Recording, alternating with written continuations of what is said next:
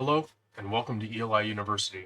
Today we're going to be talking about large surfaces. In a previous video, we had imported a DEM file from the Ohio State GIS system. In this case, the tile that comes in from Ohio is massive. If we turn on our geolocation by clicking the geolocation tab, the drop down here, we can go to Bing Hybrid. That'll show us road names. That'll give us the aerial. This is a massive piece of the state of Ohio.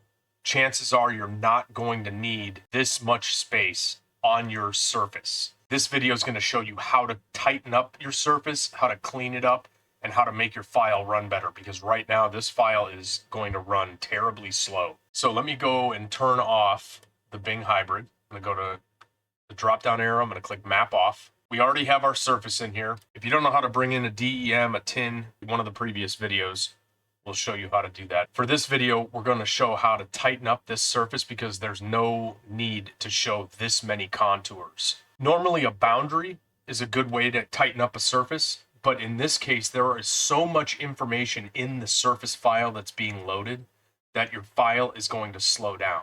This method is going to show you how to get rid of everything that you do not need. So what we're going to do is we're going to zoom in to this road intersection right here. Let's draw a rectangle around an area. Let's pick just this area right here. Let's say that our site is inside of this rectangle, and this is plenty of space around the outside. So we honestly don't need all of these contours on the outside here. So what we're going to do first is we're going to select our surface, which is the DEM file, and we're going to type the letter X for explode and hit enter. It's going to take a minute. Then we're going to select it and we're going to look at our properties window. If you don't know how to get your properties window open, you can type PR enter or go to the home tab. Your properties window is right here. So if I click that, it was already on, it turns off. You saw the little hidden bar here. I'm going to click it and turn it back on. So exploding the surface one time will take it from the surface object that Civil 3D sees and understands and turn it into a block reference. We need to take it one step further and explode it again. So we're going to type X, enter, and now you'll notice as my cursor moves over the surface, everything is individual contours. And this is essentially the root of that DEM file. That DEM file or that TXT file or XML file is just millions and millions of points that Civil 3D understands as connected or not connected. So all of these vertices are coming from that DEM TXT XML file. We're going to hit escape. The rectangle that we drew around the area that we want to keep of our surface, we're going to select it and we're going to type EXTRIM, EX trim. Down in the command line, it's going to say pick a polyline, line, circle, arc. Since we selected the rectangle and typed EX trim, we've already done the selection portion. Now it's asking us the side to trim on. Since we want to trim everything outside of our rectangle, we're simply going to click anywhere outside of the rectangle. So I'm going to click here, and it takes a few minutes, but what it's doing is it's running a blade around the outside of that rectangle over and over and over again, cutting anything that's crossing it. Once it's done and you have control of your mouse again, you're going to notice that there's a lot of contours that disappeared on the outside. But what it doesn't do is it doesn't delete everything outside of that rectangle. All it's doing is running a trim command along the rectangle edge, and anywhere a contour crosses it, it's trimming it. And that the same works for any object in AutoCAD, any lines, rectangles, circles, arcs, polylines, anything that's crossing that rectangle. When you tell it to trim the outside, it's going to chop and remove the remaining tail of whatever is crossing that rectangle. So now at this point, we can just simply use the erase command and erase everything outside of our rectangle.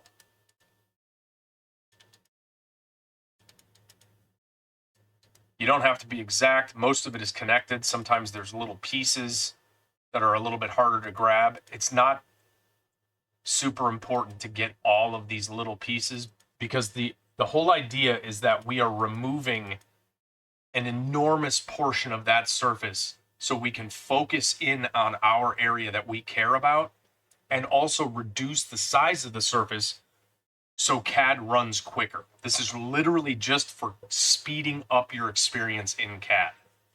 So now that we have our surface trimmed, you'll notice over in the tool space, our surface that we had created from the DEM file is gone.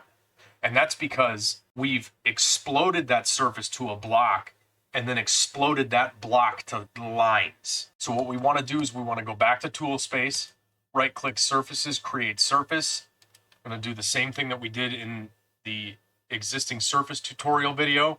I'm going to name this EX Topo. We can keep contours 1 foot, 5 foot. We're going to click OK.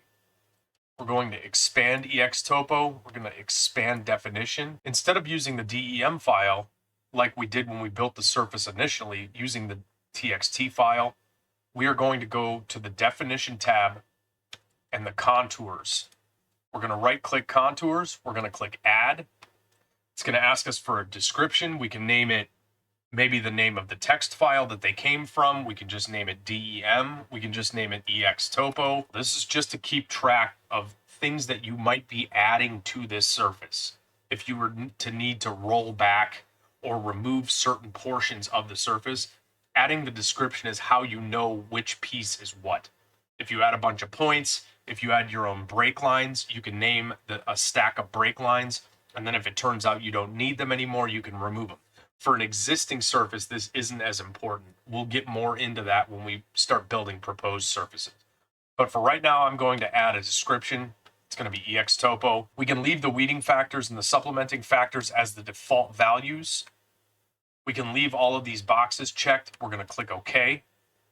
It's going to ask us down in the command line to select contours. We're just going to window these, and we're going to right click or hit enter, and there's our surface. Now the difference between using the DEM file or the text file is that now we have polylines under our surface. And you'll notice that there are some areas that it's crashing down to 0. So I'm going to show how to fix that next. So not only do we have a surface in here, if we select any one of these contours and we go to our properties, it's listed as tin surface.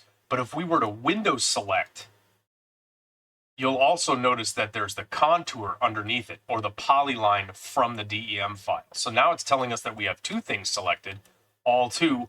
One is the tin surface itself, and the other is the polyline that we used to create the surface. So in that case, I'm going to go to the EX Topo. I'm going to right click, go to surface properties. Under my surface style, I'm going to click the drop down here and go to ELI invisible. And what that's going to do is it's going to turn off the surface display. Click apply, click OK. Now if I select, it's only showing us the polylines that created the surface. Now the reason that this is important is because we can take these polylines, put them on their own layer, and freeze that layer. So if we needed to go in and make quick surface adjustments, it's much faster to edit a contour individually than it is to use the surface editing tools in Civil. Now again, you're probably not going to be editing an existing surface, if at all. But if you needed to, you could, using the polylines that created the surface. So we could go in here and say, okay, this swale isn't actually this steep. There's a million points in here, a million vertices in here. But we could stretch a portion of that. And you'll notice over here on the left, it's actually telling us that the surface has been updated. And it was because I moved that polyline that is connected to the surface. So the surface is only recognizing itself because of the contours, the polylines that we used to build it. So I'm going to undo this. And you'll notice when I undo it, it goes back to the way that it was. It tells us that nothing has changed. So in this case, we've exploded everything down to polylines. We need to go into our layer manager by typing LA, and we need to create a layer that only really matters to us. So we're going to name it ZZ Build Contours, and then we're going to freeze it in the layer manager. Now I'm going to close the layer manager. I'm going to select all of these polylines. I'm going to go to my properties, and where it says layer, I'm going to go find that layer, ZZ Build Contours. Click it. We've already frozen it. It's going to give us a warning. One or more objects have been moved to a frozen or turned off layer. That's okay. We're going to click close, and you'll notice nothing happens to the surface because the information still exists in the file. We just don't want to see double lines. So now we're going to right click on our existing topo surface again, go to surface properties, change it back from invisible to EX contours 1 and 5, click OK, and there's our surface. Now if we were to window it, it's just the tin surface. So one thing you're going to notice here is that there are a ton of contours along the outside of this. And if we were to look at this in the object viewer by selecting the surface and going up to our ribbon, object viewer, clicking object viewer is going to bring up a second window, which is going to show us our surface in a 3D view that we can orbit and rotate, change the shading on. Because the surface has so much information, sometimes getting into the object viewer takes a few minutes. So we're looking at it from the top. If we orbit it, look at what happened to all the edges of all of those contours. The reason for that is because I had drawn a rectangle around the surface that I was using as my EX trim boundary. Now, because I wasn't paying attention, I accidentally added that rectangle to the surface display, to how the surface is being built. So what does that mean?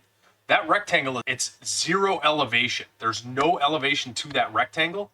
So the surface is trying to tie itself from the very edge contour all the way down to meet that rectangle. There's 2 ways that we can remedy this.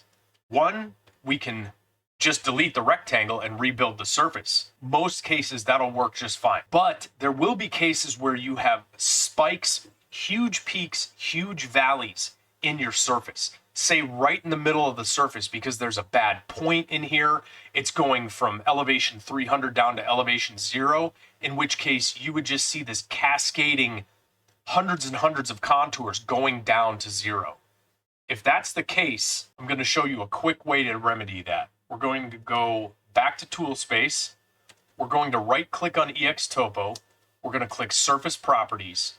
Instead of changing anything in the information tab, we're going to go to the definition tab. We're going to expand build. Now, if you look down at the bottom here, this is an information panel. It's telling us we're minimizing the flat areas of the surface by filling gaps, adding points. We added the contour data, and from that, it's telling us the elevation range of those contours is from 0.00 to 605 feet. Now, we know that the edge contour is at 0, and that's what's causing the problem. So we can either delete that rectangle, or we can go into the build, and we can go to exclude elevations less than. Change this from, it's going to default to no, so we're going to change it to yes, and we're going to say elevation 1 foot. We're going to click apply. We're going to rebuild the surface. We're going to click OK. And you might have noticed around the outside of that menu, something shifted. And what shifted was it removed anything below 1 foot. So all of those super heavy, dense contour areas are now gone, because it's ignoring anything 1 foot and below, which means that it's ignoring that rectangle that's at 0. That's the fastest way to fix huge spikes and huge dips in a surface. You just go into EX Topo or whatever your surface name is, right click, surface properties, go to the definition tab, expand build. You can exclude elevations greater than, you can exclude elevations less than. So if for whatever reason something was shooting straight up to the sky 20,000 feet, you can also tell it, don't show me any elevations greater than, say, 1,000 feet or 5,000 feet or 200 feet. It's just to ease the surface and ease the software. Every time you pan, anytime you regenerate, it's going to try to show you what you're regenerating and looking at. And if the surface is super dense, it's going to slow you way down. So there's one other thing that we can do, and that's going to require turning our build contours back on. So let me go back to EX Topo, right click, surface properties, back to the information tab. We're going to change this back to ELI invisible so the surface turns off. We're going to go into our layers. We're going to thaw our build contours. Now, one of the things you might have noticed early on in the video is how many vertices are in here. This is a crazy amount of vertices. And the more vertices, the more data, the harder it is for CAD to regenerate to allow you to move around. One thing that we can do is we can do what's called weeding. So we're going to type weed, W-E-E-D, and hit enter. It's going to ask us to select the feature lines, 3D polylines, or polylines. We're going to hit multiple. We can either click the button here, down on the command line, or we can type M, enter. It's going to ask us to select. We're just going to window everything and right click. And depending on how many vertices are in the polylines or contours when you select them, is going to tell you how long this portion takes. So right now it's going through and it's looking at all the vertices that we just selected, and it's telling us how many we're going to be able to remove without affecting the display of the surface. But right now it's still thinking. So as long as the weed vertices menu is pretty much blanked out, except for X of X vertices will be weeded, it's still thinking. Once you see the weed vertices menu flash, that means that it's giving you control back. So right now you see all the red and you can see a little bit of green poking through. Those are triangles around every single vertice, showing you which ones can be removed and which ones are staying. So right now, if we were to just keep the default settings for the weeding factors and the close point removal, it's going to take us from 335,825 vertices into less than half, so 164,935. So it's removing more than half of the vertices without affecting the display of the surface. This is going to do two things for us. This is going to make the surface much, much smaller in terms of vertices and weight. It's going to reduce the file size, and it's going to make CAD run better just across the board. So at this point, we don't need to do anything else other than click OK. And what you're going to notice is when that's done, this is going to light up and tell us, hey, something with the surface changed. And the reason for that is because those polylines, those contours, are still what the surface is using to build. This process takes time, it requires patience, but it is worth it every single time. The reason that this didn't light up with the triangle, the warning triangle, is because I had right-clicked and told it to rebuild automatically.